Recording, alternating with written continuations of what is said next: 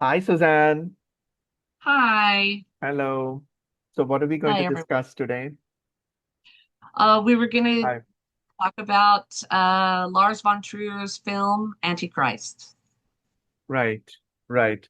Um, and we are also going to discuss your paper on the film, which I think is a really interesting analysis of the film, which our listeners and viewers would benefit from greatly. And so, um, Mhm. if you could begin with um, what you think the overall theme of the film is, um, and then we can then discuss it in relationship with your paper as well. So, Okay. Well, as I say at the very beginning of the paper, that, all true art is, dealing with truth as aletheia.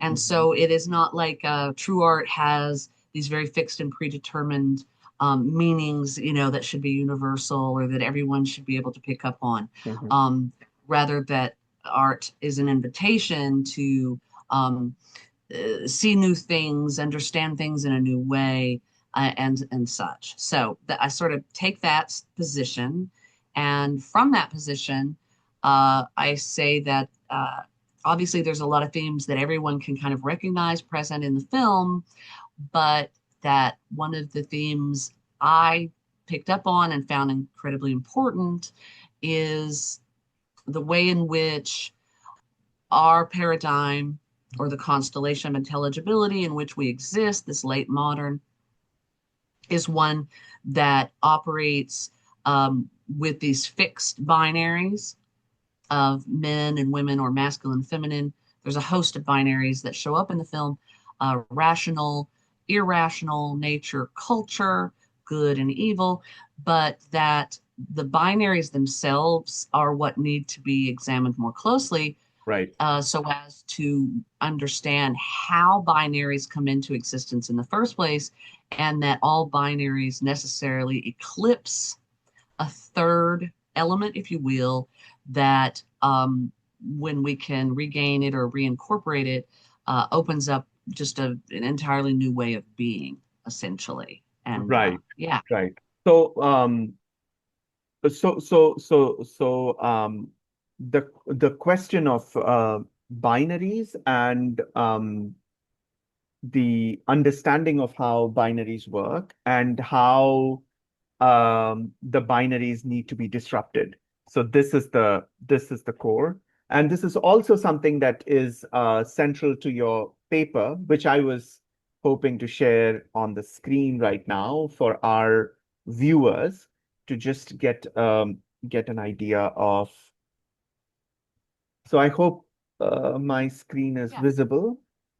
yes, So you make use of two thinkers in this analysis.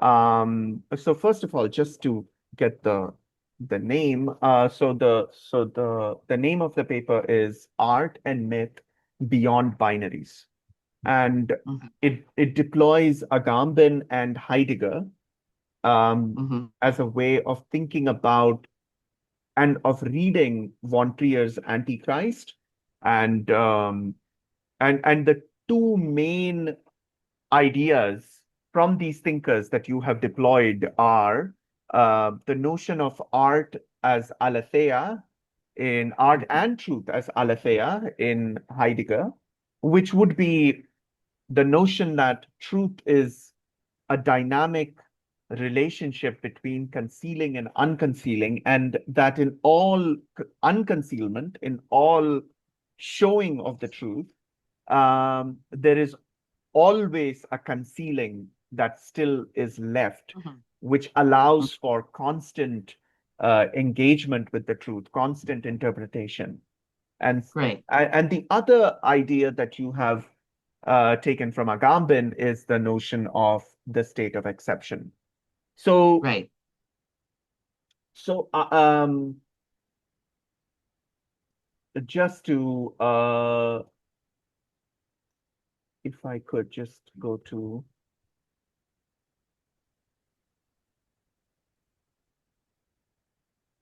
one place in the, okay, so this is the crux of what you were saying right now, the familiar Mhm. binaries of man and woman, male and female, masculine, feminine, and so on. These are shown in the film, but are also Right, subtly disrupted by the film. So right, in discussing all this, you do bring up also the character of Lilith. So right. yeah, so could you maybe also explain what the state of exception means in Agamben? We just saw what aletheia means, but what does the state of exception mean, and how does Lilith help us in understanding that? And then we could go back Sure. to discussing the film, the events of the film, and so on. Right. Between us in Yeah. conversation. So Yes. for Agamben, he gives this analysis and explanation of how sovereign power is founded, how it comes to be. And he makes the case that sovereignty or rulership or dominion come into being by the creation of something called the state of exception. And so in that paper, I actually pull from my book to sort of explain the process of that he's talking about. And I use the example of children on a playground. And so, imagine you have a group of children on the playground, and one child really wants to be the boss, if you will, Mhm. wants to be in control, wants to have power. And what that child does in order to establish himself as powerful is he imposes upon another child the state of exception by engaging in what we would call the silent treatment. Mhm. So the would be dictator child Mhm. will cease communicating with that other child and act like they're not even there. And by treating that child, abandoning the child, if you will, and treating that child as the Mhm. state of exception, the sovereign child establishes his sovereignty as such, Mhm. thus is created all the other children as his sovereign subjects. So he puts himself in the position of power and domination by imposing a state of exception upon the shunned child, Mhm. right? And by doing that action, the binary is brought into being, and the binary itself being the one child as sovereign and all the other children who aren't being shunned Mhm. as the sovereign's subjects. And Okay. so immediately, that involves a hierarchy, and that's for Agamben as well. And so when we think about this notion of sovereign power and the state of exception, what we can see is that the binary of ruler and his subjects is actually created through the willful Mhm. imposition of an abandonment upon the state of exception itself, right? It's left out, the child that's ignored. And now for Agamben, this is how sovereign power comes into being and how it operates.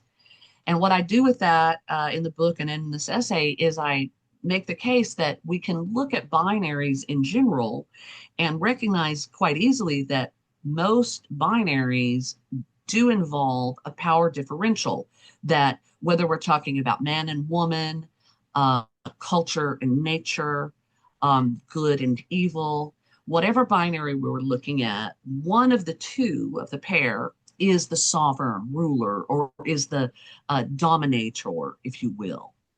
And in the film, obviously, and a lot of people read it this way, they just saw a lot of common binaries sort of being played out.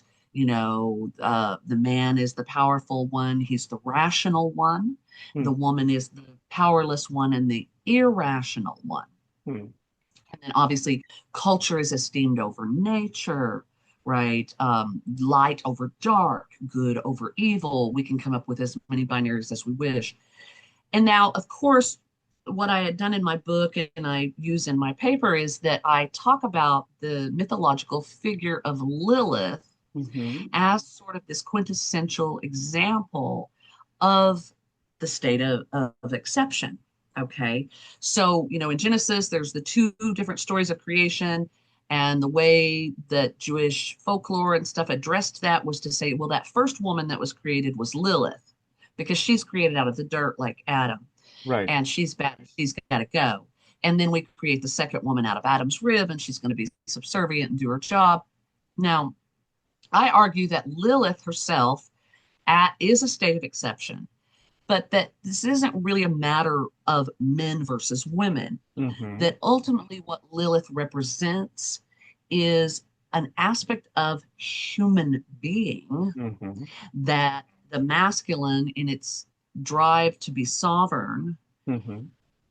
pushed away, cut off, Mm-hmm. rejected from their own human being, Mm-hmm. so that they could found themselves as sovereign and powerful, and then assign traits to woman, right, that they wanted to be feminine, and thereby that's how they found and maintained their sovereignty.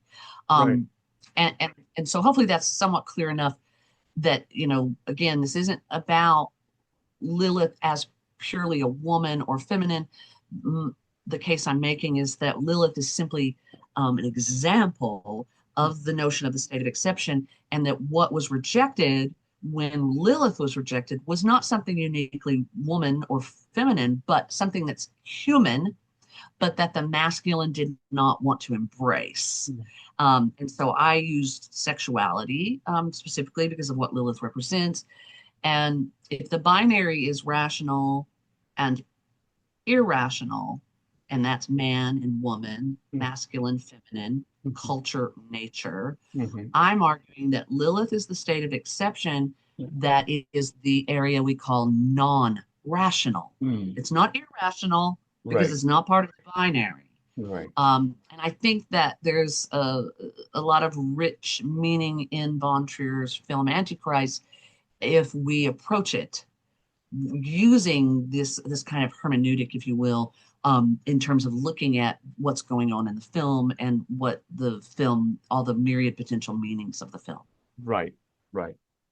So that kind of eh, eh, summarizes also the essay, which I would encourage our listeners to read in full. It's and then also maybe to watch the film again after the reading, because I thought that, especially as I was telling you, especially the figure of Lilith is something that is not quite easy to read in the film, because it's one has to already know so much about this mythology and this history. So once we understand that figure from the paper, the viewing of the film becomes that much more interesting. And so I would actually recommend our readers to, or our viewers to take a look at the paper, and then from there to rewatch the film. So with that said, um, let's close this share. Yes, so really, that was an interesting, that's an interesting paper, and that was an interesting sort of summarization of the core ideas in the paper.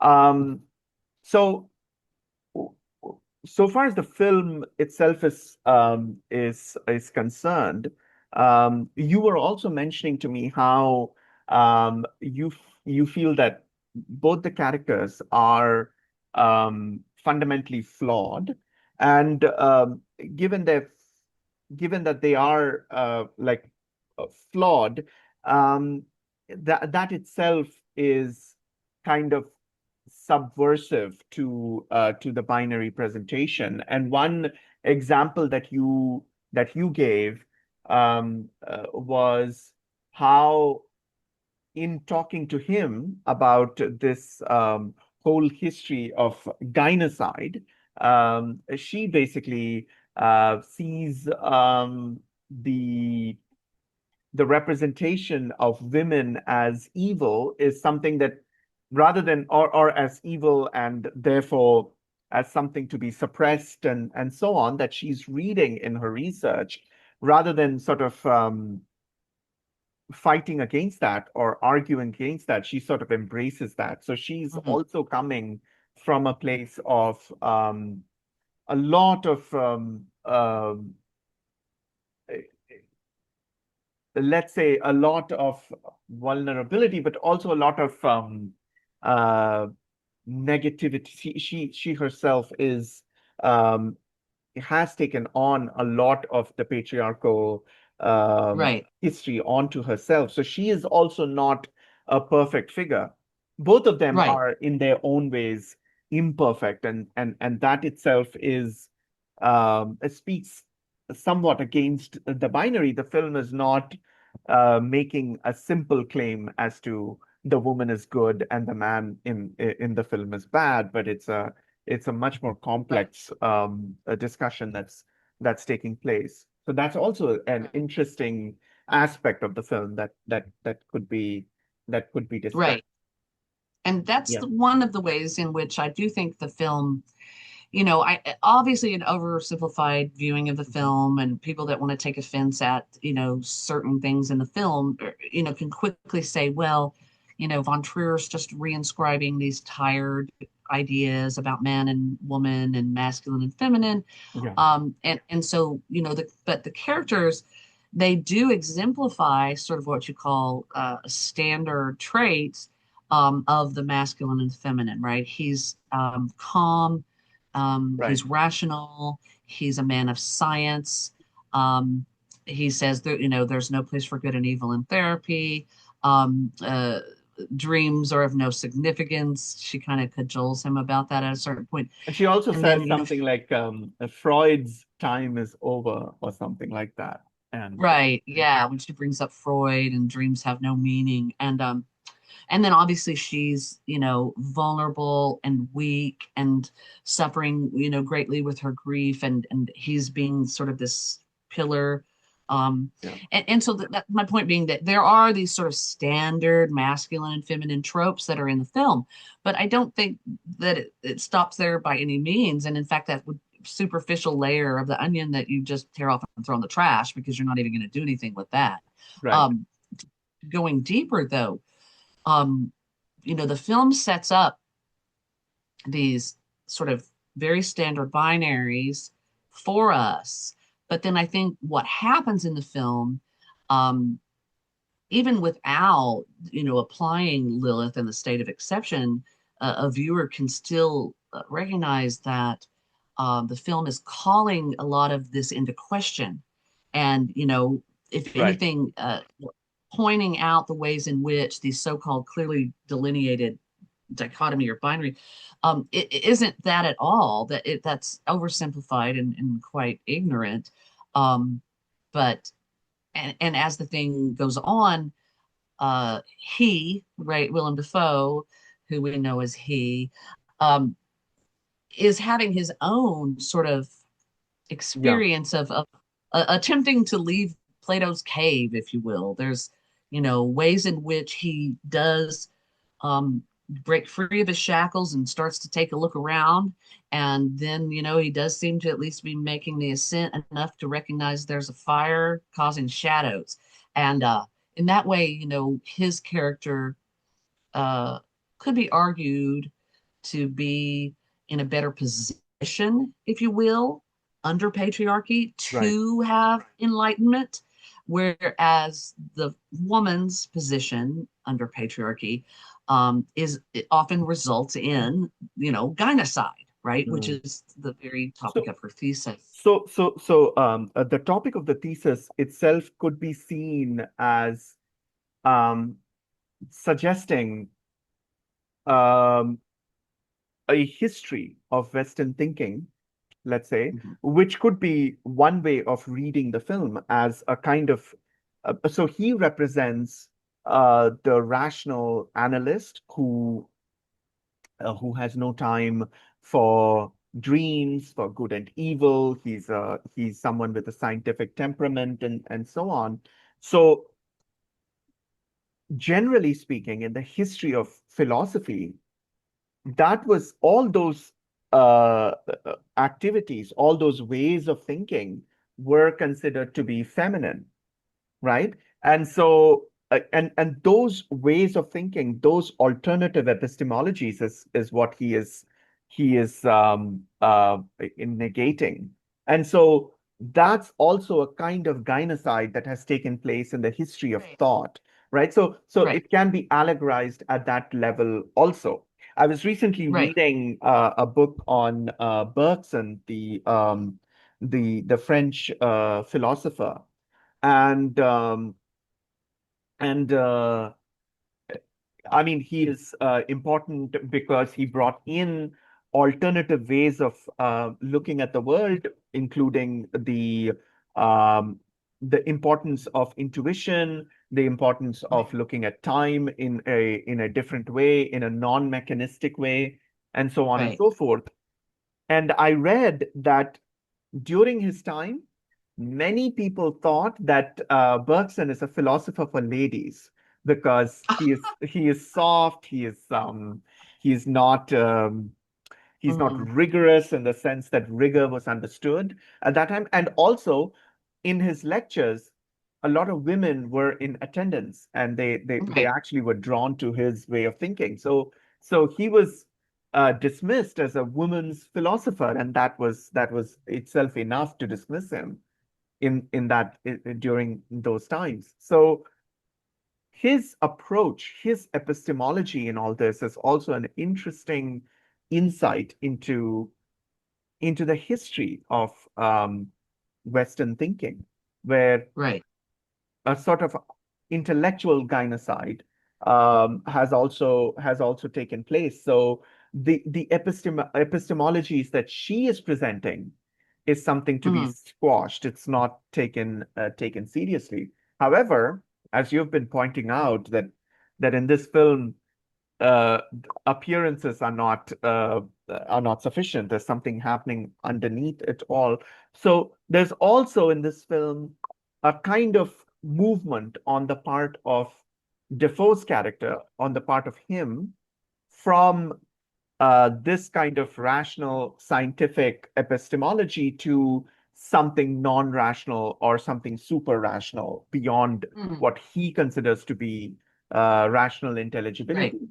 And so the constellations, which make no Mm. sense initially, that's an indication of this. So he sees the constellations in the sky. They don't make immediate sense, but he does see those figures right there in front of him. They are neither Right. there objectively in the sky, but they are also not simple figments of his subjective imagination, but they are right there Right. in front of him as a kind of non-actual actuality, as a kind of virtual space without using the word virtual in a negative way. Just on that Right. point, I was just reminded, I'm reading this book called Homo Irrealis by an interesting novelist, and he thinks that beyond the potential and the actual, there's a third category that we should pay attention to, and that category is the irreal, not the non-real, but the irreal. That Ah, nice. which stands between pure subjective imagination and objectivity. So, Right. and the irreal is often the dimension, the threshold dimension to do new ways of Right. thinking, to engage in new epistemologies, new Right. ways of I being. was, So, that's how yeah. I was taking that when you were articulating it. I was immediately thinking of Heidegger and, uh, Hmm. the possible ranks higher than the merely actual, and how Yes, perhaps eliminating that binary and bringing in that third element that you're saying he articulates would be even more helpful to us in cognizing it. And again, we could come to understand better also how the merely actual took precedence in the first place, right? Via this state imposition of of the state of on the exception. ill-real. And but yeah, and I think And that and more to the point, on the feminine, in the sense that mhm, the feminine becomes scary because it's now introducing epistemologies which are not rock solid, and that's Right, frightening because it takes us right, it potentially takes us out of the realm of the actual into these threshold liminal spaces right, which are anxiety inducing, I guess, and so on. right. So yeah, so just to finish that line of thought, the gynoecide of the intellectual sort uh, puts the female experience of reality and the female hermeneutics into a state of exception. And Right. on the condition of that putting into the state of exception, that's the condition of possibility for the masculinist history of Western metaphysics, which initially, at least, Defoe's character exemplifies. So that's an interesting undercurrent to everything that's happening in the film as well, I think. So yeah, so that's And one kind of and then diagram. I would want to note specifically about that again, let's just take the notion of intuition, the concept of intuition, or what we might characterize as mystical Uh-huh. experience, Uh-huh. um, or divination. Right. On one hand, we can recognize that these are often designated as feminine Mm-hmm. arts, perhaps, or just irrational. Mm-hmm. But we can also recognize that globally, these things are embraced by both men and women. And this is the way in which I would argue that what the masculine ends up rejecting or abandoning is not something purely feminine, but it's Right. an aspect of human being that perhaps in and of itself was anxiety inducing. And so take Defoe, where he has a mindset of dreams mean nothing.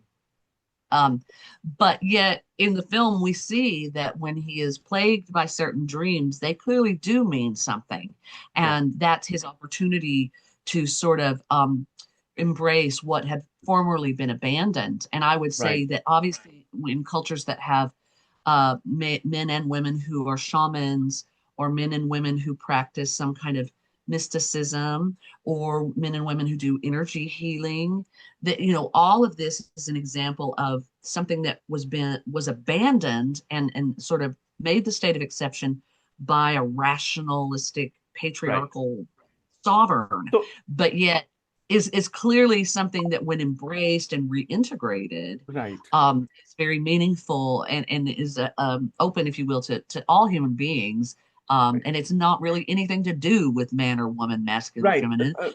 So Setup is a construct and a ruse, right, right. essentially. So that's an interesting point to also like put more emphasis on that though these ways of thinking and these ways of approaching reality were um, seen as feminine or were labeled as feminine, they they were and are aspects of our common human heritage, Right.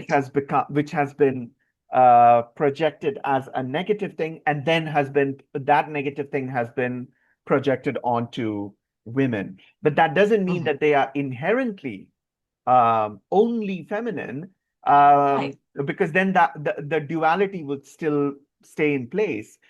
Right. Rather it's a human heritage which has been denied its proper place among all people, uh, uh, Right. you know, among both the genders. So yeah, Right. that's an interesting. And one thing that came to mind just then was American pragmatist William James in his essay Will to Believe, Mhm. when he because he quotes William Kingdon Clifford, who says I'm paraphrasing, but roughly it's wrong always and everywhere to believe anything upon insufficient evidence. Okay. Mhm. So Clifford, you could see how Clifford Mhm. here Mm. is the aspiring sovereign. Yes. Okay. And in his aspiration to be sovereign, he has imposed a state of exception upon the idea that it's ever okay to believe in something that has not been proven.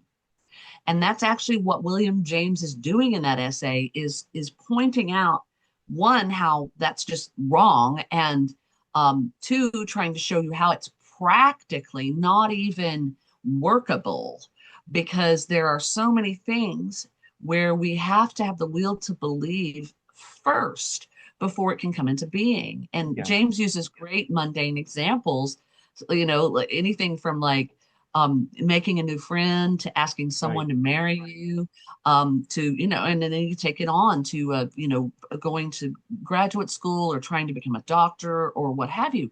And I think that is really tied in here, because this whole modern, if you will, with the age of enlightenment, the age of reason, this is what James is pointing out back in his time when this arisal of this, there's this whole aspect of human being, or what, however we want to put it, that has been completely abandoned, Right. what we would call the loss of final causes in Aristotle's sense, where because it was labeled as non or irrational, it's rejected, and therefore everyone's going to suffer if we keep to that. And indeed we could argue that the age of reason, if you will, and the enlightenment, for all the good it brought, has brought a great deal of harm in sort of the instituting and solidifying of all these binaries, Right. right? These very I have a sort of a philosophical question on that. It just struck me when you were mentioning about all the good that the Enlightenment brought, and then this was also the entailment. Do you think that human beings, given our finitude, can ever be completely rid of this predicament? That we do you think that we'll always need some state of exception for, for example, for every boundary that we build, there will mhm, be inevitably some things or some right. ones eternally, perpetually outside the boundary, Mhm, though their identities might be different. Do you think right. that we can ever escape this logic? Uh, in this moment, no, but I think if we were engaging in it in a way, we're doing it fully with full consciousness and an awareness of the way this functions with the sovereign, the subjects, and the state of exception, we could definitely alter a great many things in a positive way. Because, just as like you said, we can't build the I'm just taking from what you said. So for example, we can't build a library, a literal building, until we have staked out the boundary of where that construction will And take place. not only that, the boundary of the construction, the boundary of temporality. When will you return Right. Yeah. so if every book has to be returned in a month, you're automatically uh, keeping us away people who can't return books in 1 month. Would they, Right. whatever Not the all reason, books be not all read in books. a month. Exactly. So, yeah, so that logic is is there on the spatial and temporal level as well. Sorry, And you possibly, and it may be required on what we could call a practical level, right? But at the same time, that's why I said this all has to be made conscious, because just go back to the film, both the he and she, mm, going off, sort of the core of our channel, and what we do with Heidegger, they are both in mm, their own different ways, right? She's bought into the notion that human nature is evil and therefore women are evil. He rejects the whole notion of human nature, and he's a man of science and reason. They're both coming from ontotheological metaphysical foundations. right. And the very nature of ontotheological metaphysics means that they are not open to ontological pluralism. And that's where I say, I don't think we could get away from boundaries and that. But if we're doing it with full consciousness, then we have an awareness of what's happening. We can avoid sliding into and onto theological metaphysics. Because if, I mean, you and I both know this, if we're trying to say that only a woman, a literal woman, is capable of nurturing a child, I mean, hopefully we can just agree right off that's utterly ridiculous. All right. But Also patriarchal. yeah, it's part of that entire system or structure that was created in this way that Agamben explains. And it doesn't just harm women, it harms everyone. Mhm. And so that's the way in which when people say patriarchy hurts everybody, yes, it does, but it hurts different people in different ways. Right. But being able to sort of take that step back, understand the delineation of these boundaries, what's being rendered as the state of exception, what's being rendered as the subject to the sovereign. That is also how we undercut and get rid of isms of domination, logics of domination, unhealthy hierarchies, and so forth. So, Right? and Um, then once we understand how the structure works, there is then also the chance to revise, incrementally make it better. Uh, mhm. so we need the boundary, but we also can take that as a consequence of our finitude.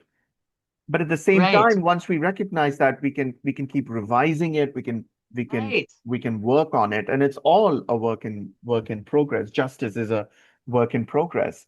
I think right, I think all this also goes back to your thesis that what Von Trier is doing is that he is making these things conspicuous.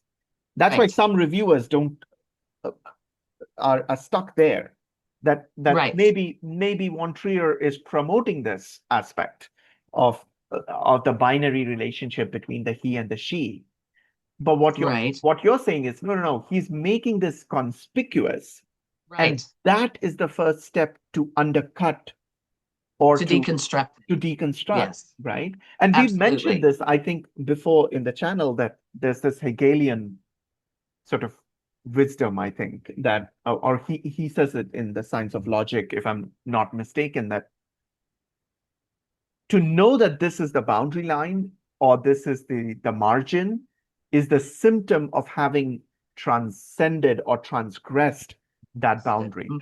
So, Exactly. so the fact that you can bring these structural features to light is the first step to undercut, or at least Right, to deconstruct those structures.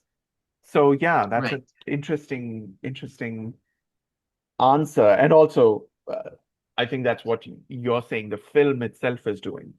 Yeah.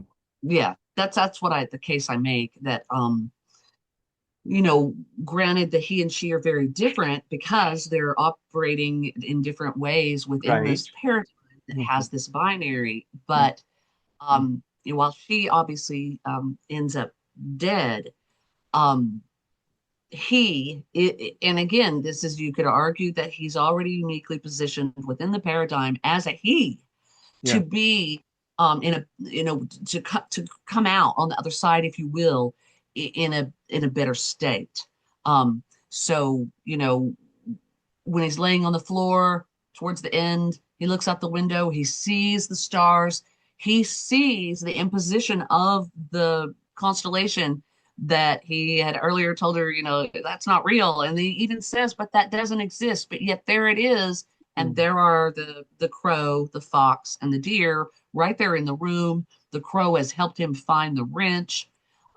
So, and his dreams have been plaguing him. So all the things that he had come in the beginning rejecting, diminishing, demeaning, And right? one Because can say that those things that he rejected actually saved his life. yes, Interesting. exactly. And that's my argument about why it's vital to, when we deal with any binary or any dichotomy, that we try to understand that it, first and foremost, it was founded upon a state of exception. Now we better figure out what that state of exception was, because that Mm. state of exception is what has been ignored and could possibly be the very thing that, if we could bring it back in, could heal the rift, heal the Wow. divide, correct the error. And this is where the fluidity part comes in, because when you have a clear division like that, and the division itself is predicated upon a state of exception that has been abandoned, right? So it's hidden, right? There is no clear way to come together. Okay. And I would argue, I mean, and I do in my book, that that's actually the whole thing with the problem with the masculine and the feminine, because the reality is the state of exception is the nature of our sexuality, for one, and it's a non rational thing. That's not irrational, it's non rational. It's not even in that realm of rational, irrational. Phenomenologically, we can feel it, we can experience it as preceding any kind of contemplation upon it, just the attraction to a person on the street, instantaneous. You see that person, you find them attractive. That is simply not in the realm of reason. Right. It's rational. Right. And if we would embrace it as human beings, because it's part of being human, then we could much more easily correct Right. or overcome or heal Right. the many different It, divides that, is that you know. also how you read the last scene of the film, where It, yeah, o- on it the is. on the first viewing, it looked as if Lars von Trier is saying that nature is teeming with femininity. That's sort of the cinematic image that one. I mean, that's what the image or the scene um, showed Mhm, that every the whole of that landscape is now filled with women, and mhm, that is the case also when he moves out of the house after ritually immolating her. When he's mhm, walking with the crutch, uh, the whole ground is strewn with the bodies of women. But in mhm, the last scene, um, you see many women, several, I mean, at least hundreds, at least a mhm. hundred women running towards him. So is that his embrace of uh, the feminine principle, or at least the embrace of the subversion of the boundary, or the binary, subversion of Right. the binary between man and a woman? How do you read the last scene? Right. Yeah. So earlier in the film, if you remember when they end up having sex at the base of the tree, I think that's one of the first times we see all these what look to be feminine limbs, Limbs. right? Arms and Yeah. legs and bodies. And then at the end, there he is. He's on his crutch. He has Right. survived. He sits down, he eats some berries, right? He's taking from nature. Nature's providing sustenance to him. And then he stands there as all of these women, Mm. right, are coming up. They're ascending, okay? And he doesn't show fear. He seems rather neutral, kind of contemplative. And that I did read it that way from the first time I saw the film, was that whatever has happened to him psychologically, philosophically, I'm not saying that he's completely out of the cave, but I think that he has at least on some level, maybe not using these terms, but recognized that he had previously occupied a sort of Right. zone that whose boundaries were artificially and Right. externally imposed. And now he has, as you noted, once the boundaries were seen, Mm. in a way that meant that there was an awareness of the beyond the boundary. And, whether it's him embracing his feminine or recognizing the state of exception, I don't know. But I took that final scene as indicative of an evolution on his part, Mm. psychically. Mm. And for the good, toward the good in some regard. Now, what happens to him after that, we have no idea. Mm. But that is how I took it, as well as just, him sort of he had seemed to intellectually understand this previously, I would say. And I think we sometimes understand something intellectually and only later understand it truly. And Mm. I think that it also happened. He's the one that said, the history is that all these women were murdered and killed by men, by patriarchal structures. And it's one thing to know it on an intellectual level. I think at the end, he knows it on a new level. He understands something about it. Given also So, that he participates in the ritual immolation, not ritual necessarily. I mean, there's no ritual involved, but it did look a bit ritualistic.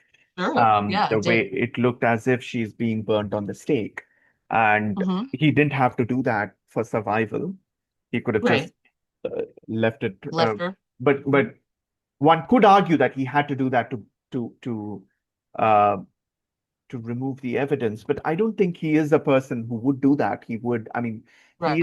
he as a person, I think he is someone who would have simply um, confessed, but he didn't have to do that extra act. And I think that that Mhm. extra act, even if he wanted to burn the evidence, he could have done it differently. But it looked as if he is reenacting the history of, I mean, it's a long history of women being considered either heretics or witches, and often the two go together, Right. and being burnt on the stake as a ritual act, Right. as a Right. consecrating act, a Mhm. consecrating act of punishment, Right. which is another symbolic way of creating a state of exception. So he somehow reenacts that history, which his wife has been researching on for Mhm. so long, and I don't know yet how to read that, but I feel that what is happening there is um, he is um, understanding this at a visceral level, but also um, it's like a fulfilled prophecy. He sort of um, Mhm. he sort of enacts that and understands that, I think, at some deep level, and maybe that understanding is the condition for his um, evolution psychically. Right. Um, Yeah. I don't know. Um, It's a difficult scene. I don't know if this is the right understanding, but that's how I felt right. about the Um, burning and the yeah.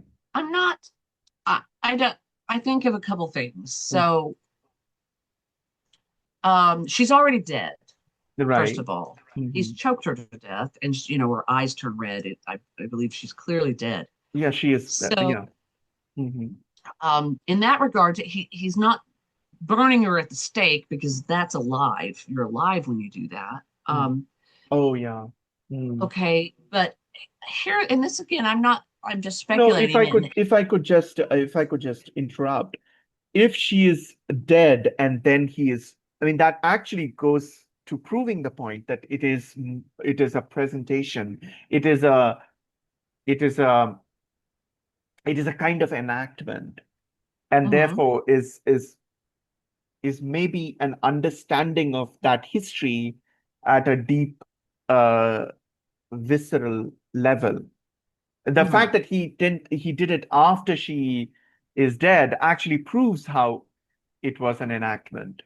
And right, and although he kills her only because he had to, I do think that still he understands that he is not without guilt, that right, the structure that he occupies, of which he is the sovereign, does somehow lead to this. Although right, it's difficult to see how. I mean, he didn't intend this, or he didn't. I mean, it does look as if he's doing this out of self-defense. Yeah, but still, well, I think his wisdom, the beginning of wisdom in his case would be the recognition that even though this was in self-defense, it is not without guilt. There is a mhm, structural violence of which he is he uh, uh, there's a structural violence to the system of which he is the sovereign. And right, given that that is the case, even his act of self-defense is not without guilt. right. Yeah. And yeah, So I want, okay, a few things. I feel like in the film, in the scene where he's choking her, mm, there, because it's not just a moment. That scene is, there's some time to that scene as it unfolds, and it shows his face. mm, And I do feel like there, in what's intended there, or what comes through for me when I watch that, is him making a conscious decision yes, to kill her. mm, And now, how do I take that? Well, I mean, I don't know that we have to take it in any one specific way. mm, Um, I think that there's a case to be made that he knew she wished to be dead. mm, She had already said that, mm, and what she's doing, and moreover, the role that she has claimed to have now occupied. mm, Okay. She sees herself as a sister. Remember, she talks about the sisters. She talks about them, that they're witches, that they could bring a hellstorm. Um, so there, yes, mm, I think you can argue that and again, not to say that he's not without guilt, or okay, but at the same time, he could be honoring her wish, oh, and the act of burning her may not be intended to hide the evidence or to enact violence, because burning a dead body can be an act of love. I mean, lots of cultures historically burn, as you know, they burn the dead body, can and you that's a ritual act, it's a symbolic act. can you And remind me how her body was when she was being burned? it doesn't show it up close. It shows it as if you're out in the woods a little bit, and it's constructed. There is like, Yes. it's a construction of limbs. I take it the wood and stuff that's around. And I don't believe I could even delineate her form. I just know her form is there, and he has constructed, a conical shape, like a bonfire shape, to set her ablaze. And so, and again, I don't think we could say this with certainty at all. It's art. It's there for the, viewer to sort Yeah. of think upon. But I think that we could argue for that as much as any of the other perspectives, because she's clearly dead. And I don't think he's going to go and try to say none of this ever happened. He's stabbed in the back. He's got a hole in his leg. I think we could see it as an act of love, that he killed her, but he's going to give her a Yes, good send. that does make Some sense. people will bury people, right? Some people feel like you better bury people, right? Cultures. Some people want to be put in the earth. Other cultures, people want to be burned. I mean, that's what you do. There's native ones, there's Scandinavian ones, right? In, I believe, India, right? There's some, they burn.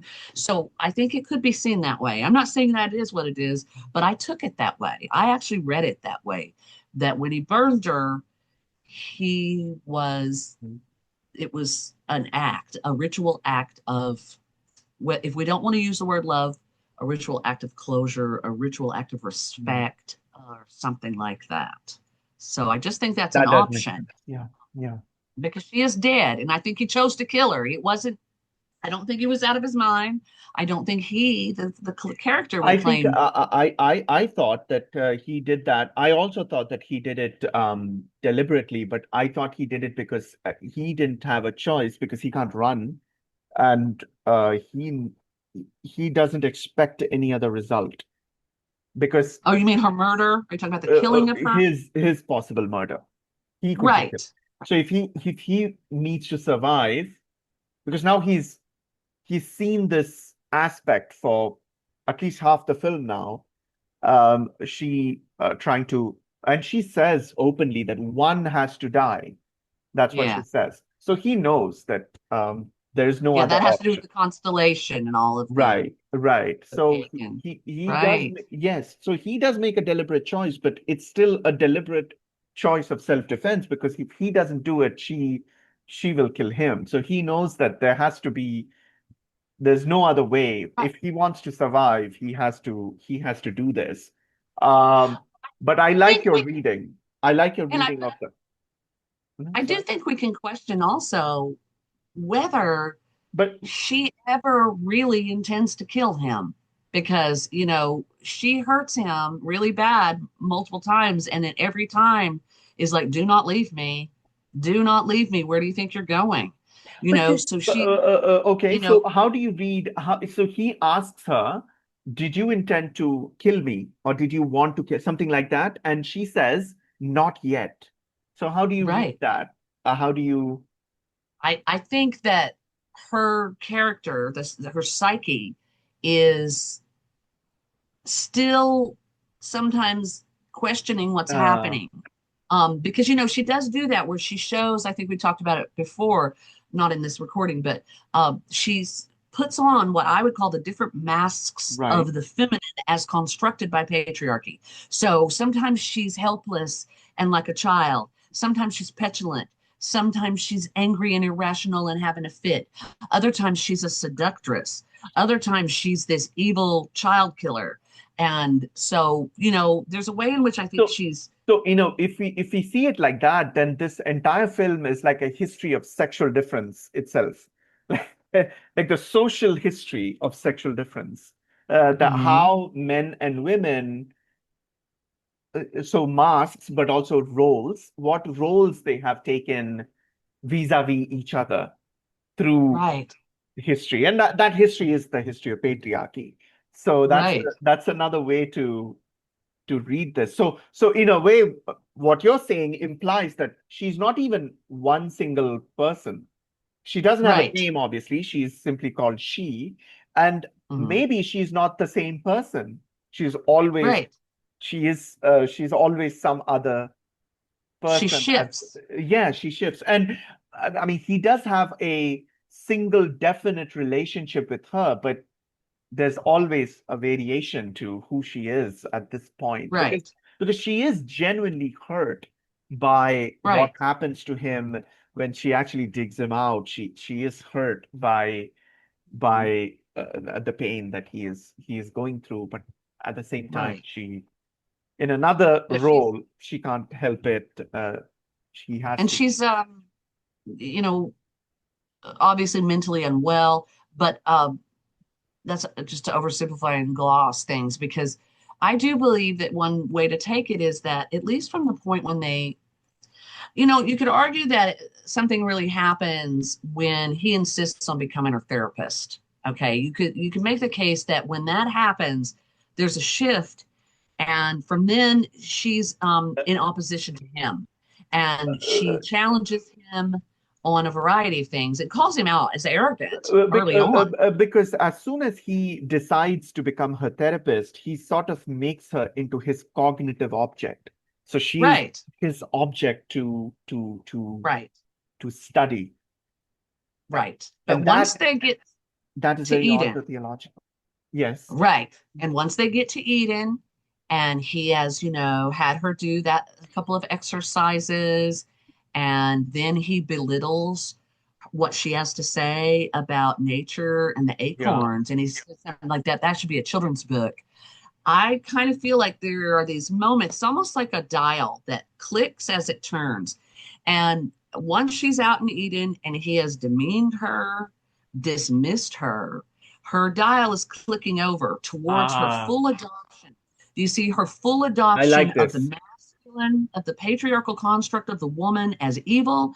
And she's like, oh, yeah, well, let me show you what this is going to look like. Yeah. In fact, I'm going to do it so good, you're going to kill me. You're going to kill Yes. me and enact the reality that is patriarchy. And so I would say there So, may have been a part of so, her so that wanted to die. if you want to be patriarchal, I'll give you Mhm. a shit ton of reasons Yeah. to hate. So kill Uh, me to because I'm in hate, misery. And I'll yeah, give you a lot of reasons to hate the image, the distorted image of femininity that you have created. right. So let me And take that to contributed its to. extreme. Yeah, that's I like that. Exactly. I like that reading. It And makes I, it makes sense. Yeah. because Well, she's can I? in the end, she's still got a little glimmer, I think, of the tornness, right? Like when she puts his hand on her crotch. I mean, he's beat to hell. He's got holes and stabs and everything else. And she's does that weird sexual thing, and then she takes the scissors and self-mutilates, right?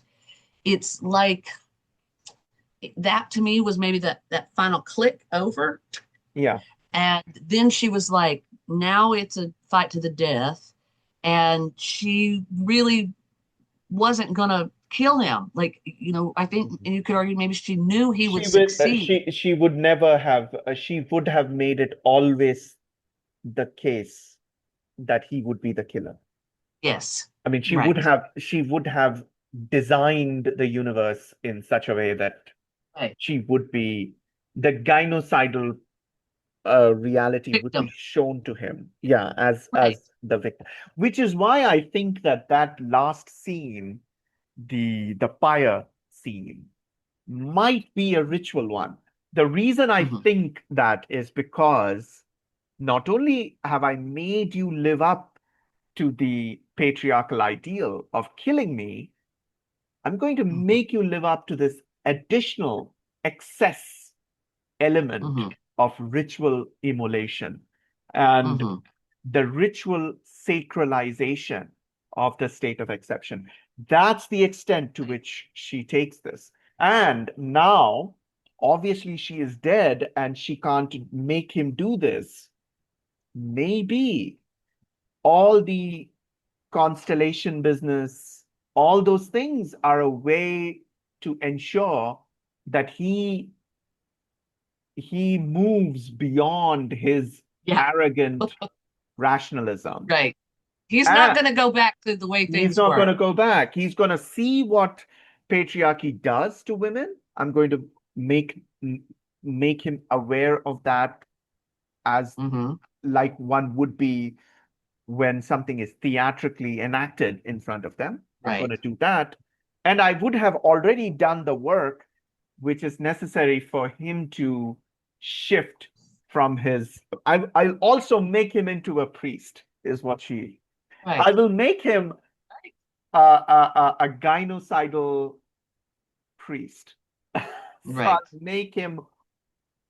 I'll ensure the theology side of ontotheology.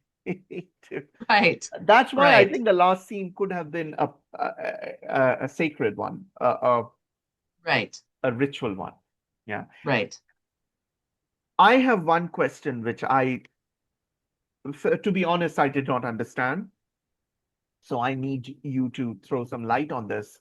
I really did not understand his relationship with his son because I felt that he was never really, I mean, I know that generally in the patriarchal system, it's the woman who has who is expected to have the strongest emotional tie Mm. to the child, but to not have any ties, to not be emotionally ever bothered, except in an investigative sense.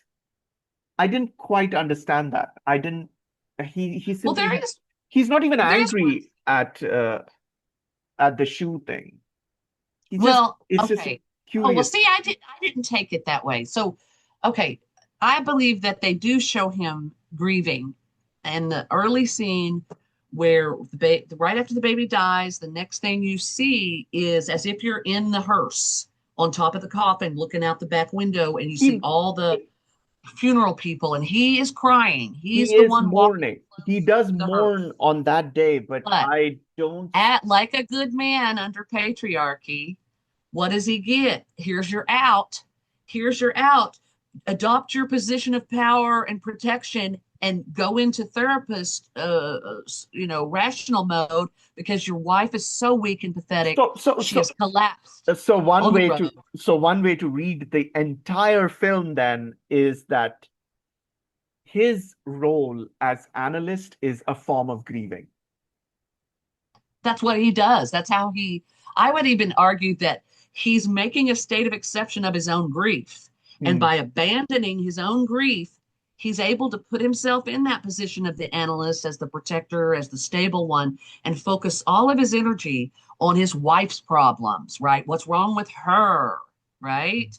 And so, it could be that, like in patriarchy in general, the true emotional depth of the man Right. is not fully explored by the man. It's set aside, it's repressed, And suppressed. it's also interesting that he analyzes grief in a Yeah. very rational way. Oh, it's healthy. You're in the first stage. Now Yeah. you're in the second stage. And there's nothing wrong with using um, those kinds of metrics and things to help us understand things. But when we think that any given thing is reducible to a set of metrics, then we're definitely in the realm of Gestalt, ontological Yes. metaphysics, you know. But I thought that was what it was going on, was Yeah, his that's a good wife being unwell gave him an out. no, that's a That good. gave him a perfectly acceptable out I agree. from his own. Because when he sees those pictures the first time, he's in the bed with her, the first night there in Eden. He's actually in the bed with her. She's asleep, and he finds those pictures on a rail. And he looks at it, and he's looking at it with love. He's looking at it, and you can see sorrow and you can see love in his face as he looks at his child, and then he puts him down. It's later that he looks at him in the critical way and Investigative. notices that each one, Oh, the shoes are wrong. And by then, I think he's not thinking about the child at all. He's actually focused on how evil, potentially evil, if you will, or unwell his wife is, and that she was systematically, you could argue, abusing their child by deforming his bones, right? Putting the shoes on the wrong feet every day, right? It's picture after picture. And so, yeah, I didn't read him as completely cold or callous or unloving, but more like, I'm a man. This is what I'm supposed to right. do. Right. Um, That and makes yeah, and it ends up as it does. Right. It's not like a fairy tale where he has a happy ever after. no. Uh, it's traumatized and um, hopefully, though, right, more enlightened. Speaking of Right. that window, what do you think is the symbolic meaning of the The ticks, the ticks drawing blood sucking. I liked your in the paper you mentioned how the reviewers haven't even identified these aspects. Right. I like Right. that one. Yeah. But so what do you think is the symbolic meaning of that scene? Is it nature being I let you Bloodthirsty. yeah. Bloodthirsty. Mhm. Yeah. So there's a couple points to it. Um, I always took that his hand was out the window because it's too hot in the cabin. Because that's something that uh, I saw and learned about in like a sweat lodge thing. If you're too hot inside the sweat lodge, you push your hand out from under it, Ah, and the air outside touching your hand really helps you stand the I heat see. better. So when his hand's out the window, that's what I took that as, is he's hot in that cabin. And so he put his hand out to help his body regulate. He wakes up and his hand is covered in blood fattened ticks. And I just took that as one more way in which nature is scary. It's vampirish, right? Literal blood sucking. Um, yeah. And that's just how I took it. And it was like one of the his early confrontations before he goes upstairs to even see what she'd really been doing, his early personal confrontation with nature as scary, which, remember what she said, that she'd been scared the last time she'd been up there when he's creating the pyramid of what she's afraid of, right? And yeah, so he kind of, One way to read the whole the whole film, like we always say, ontological pluralism. So every piece of art has multiple possibilities. right. One one way to read the whole film could be precisely in that way that it is a portrayal of a different view of nature. And Mm-hmm. I would imagine someone who's like working with Schopenhauer, for example, would be really interested in this approach to nature. Mm-hmm. Nature not as beautiful, but as immensely, immensely violent and Right. um, Well, harmful. And I mean, Potentially, yes.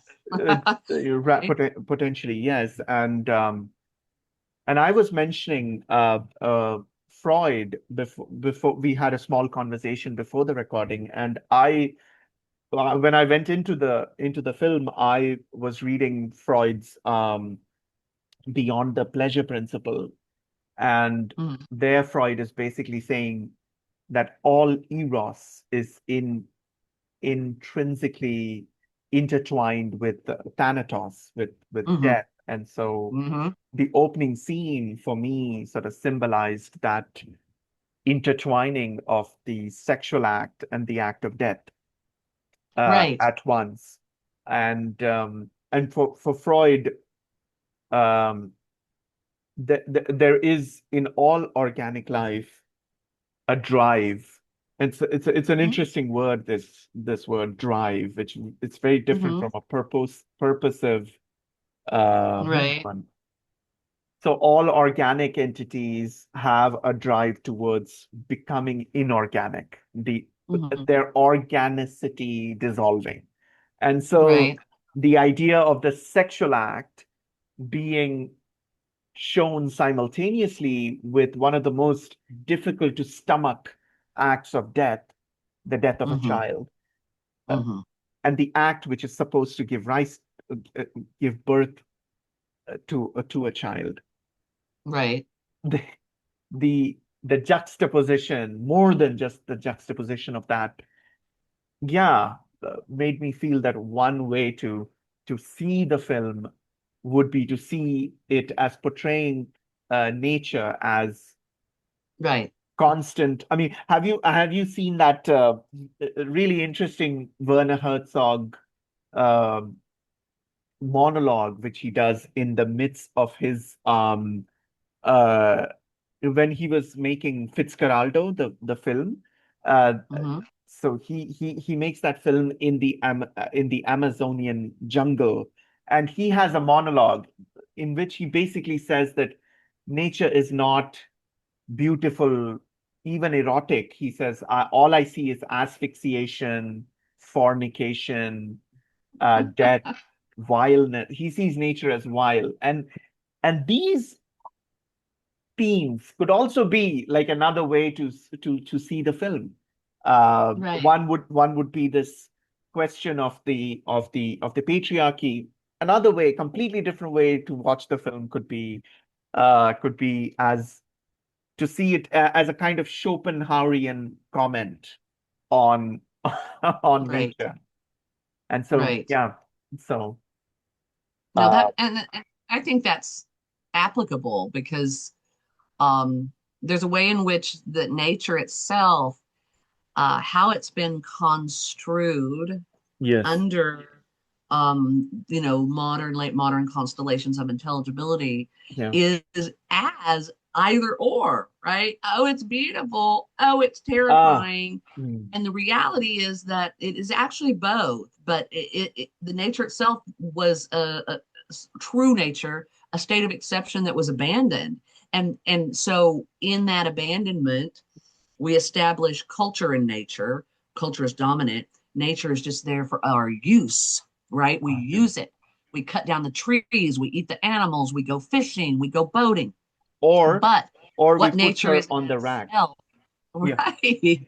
But what nature is in itself is something actually truly awe-inspiring because it's terrifying, right?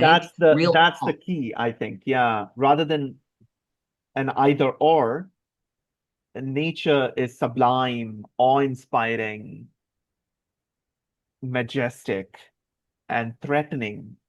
Yes, Deep beauty can be threatening. absolutely. It can I shake mean, us to our get boots. lost in a big forest. You'll Yes. see. Yes. Yeah. Yeah. Well, that was great. Yes.